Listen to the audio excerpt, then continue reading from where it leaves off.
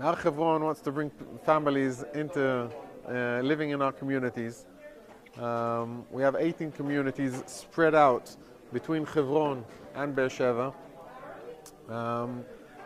We put a goal a few years ago of bringing 20,000 residents by year 2025.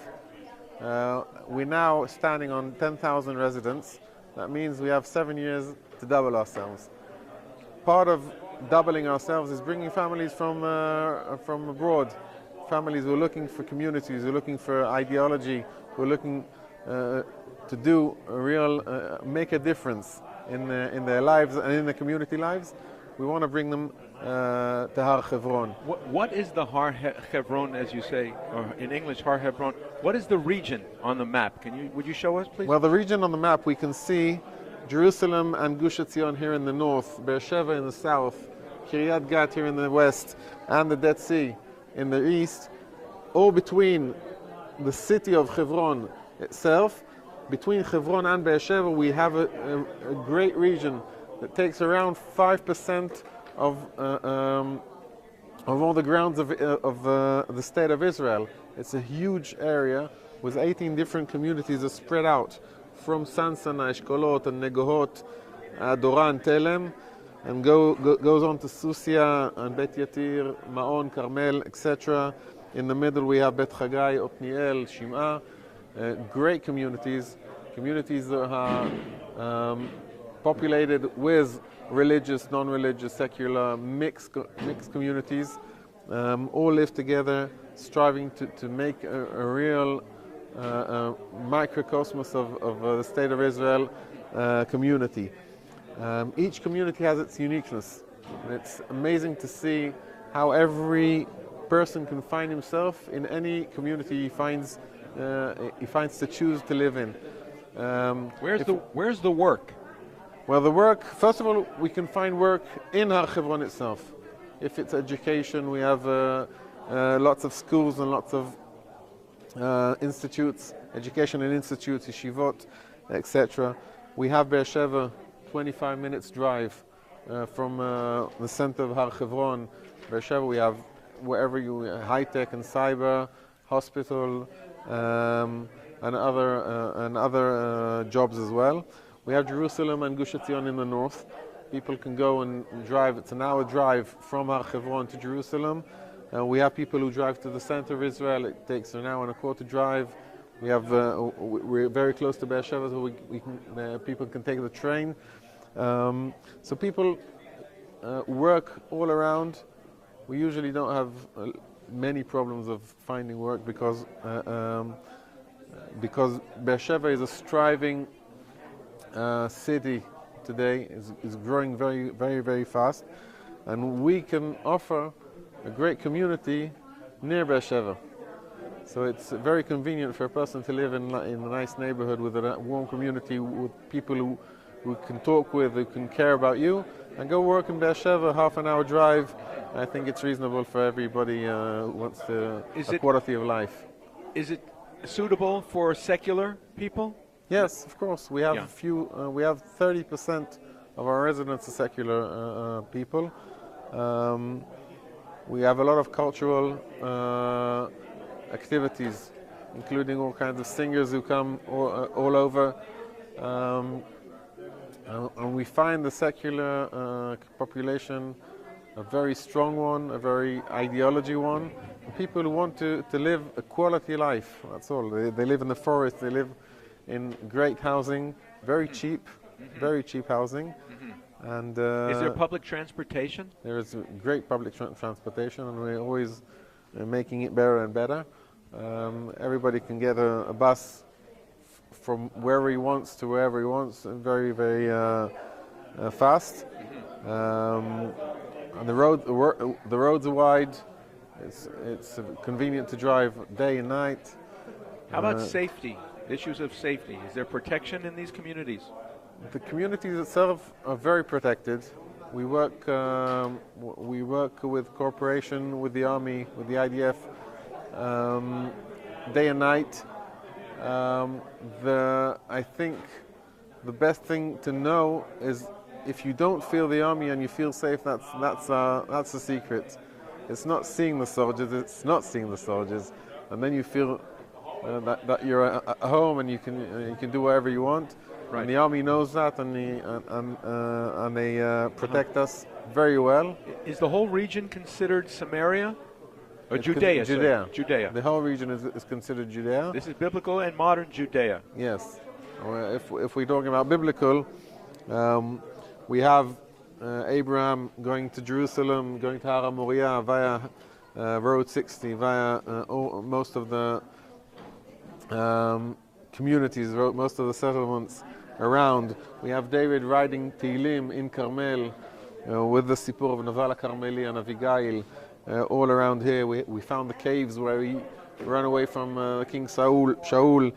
In Malech Hever we have the three-angel lookout, where the three angels came to tell Abraham about his coming son, and then looked down to Sodom to see what's going on there. So you can come and visit the lookout. We actually found in Susia an ancient shul, an ancient city that was built just after the temple in Jerusalem was burnt down. And this city was maintained for around 700 years, with Hebrew mosaic still there. Mosaic? Mosaic, yeah. Amazing place. The shul itself is built exactly like Bet HaMikdash, when the entrance from the east and the Aron HaKodesh to the north. Amazing things. A lot of Jewish findings around there. We're still digging there to find more. What's the long-term prospect for being able to stay there, that this area would not be given away by a liberal Israeli government? Well, two things. First of all, more residents. Once we have a lot of residents, it will be hard to move us away. But I think Har Hebron is bringing a new message to the world, and that is learning how to work with our neighbors. Our neighbors, we don't choose who is going to live next to me. I can choose my wife, I can choose what I do in work, I can't choose my neighbors. So if I learn how to work with them, it will probably moderate the situation, and the IDF should fight the terrorists, and that's their job. In our concept of municipality, of citizens, we have to learn how to work together. So we're now planning a very big industrial park, high-tech, low-tech, that will be combined with Palestinians and Israelis. This would be right here near Omarim. We're planning a big hospital, a private hospital for Palestinians, as we found that their hospitality, the service that they get is very low, so they have to go out and buy tickets, buy flights, and buy accommodation and pay for their hospitality. So we want to bring the hospitality without them have to spend their money on accommodation and flights. We want to build a logistics center for all the merchandise that goes from Hebron out to Israel and out to the sea. So we believe, we really believe that if we build a community that helps itself with all the work and health that the Palestinian needs, we think this would moderate things very much. Without all the televisions and without all the politicians who try and find these peace plans or peace process, won't work if we come from up to bottom. We have to start bottom up. Right. Which communities are friendly to Anglos? We have a few communities that are friendly to Anglos. I can mention Asael, Antena Umarim, and Otniel, Bet Chagai.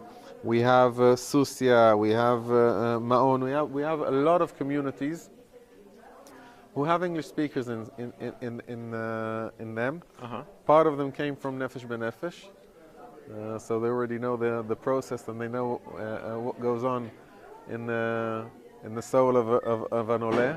From which countries do these people come, typically? England and the US. Uh-huh. Yes, Canada? We have a bit of. I think we have a bit of Canada and Australia, mainly from the US and England. Mm-hmm. We have French as well, but Russian. We have different kinds of olim.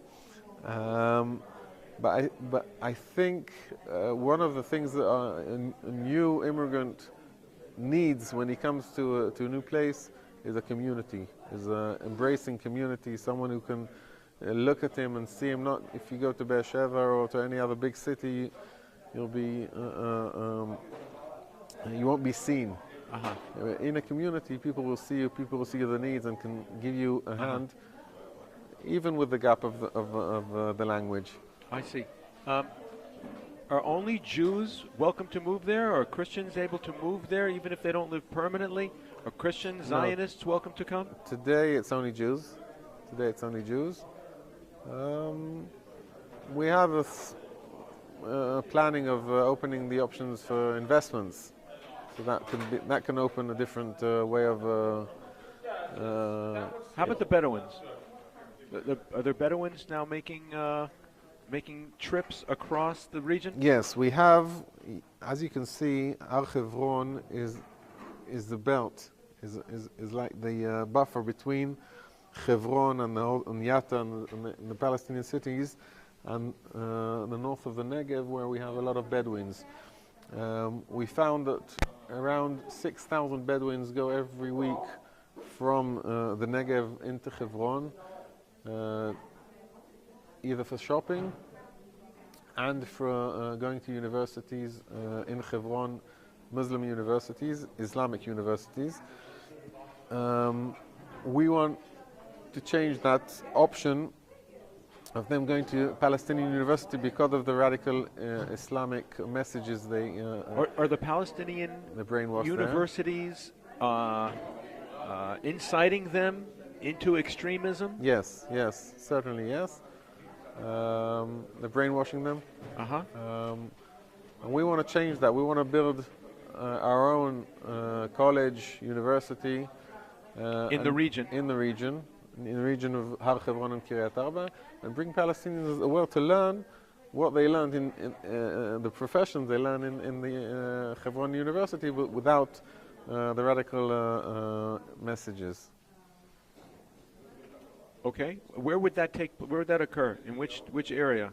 Well, we believe we want to build it around Kiryat Arba. This is Hebron around here, and Kiryat Arba is here. We want to build it around here, so it will be close for them, for the Arabs as well, to come and learn, and will be central for everybody. Okay, how can people find more information? Okay, you can go into the website www.hrhevron.co.il. Find information there, or communicate with one of the communities. Each community has its own facilities. Is the website only in Hebrew, though? Yes, today it's only in Hebrew. Okay. We're working on translating it. We have a website called Mount Hebron Fund .org. It's in English. You can find a lot of information about the communities. And if you contact via there, we would, of course, reply. Thank you very much. Thank you very much.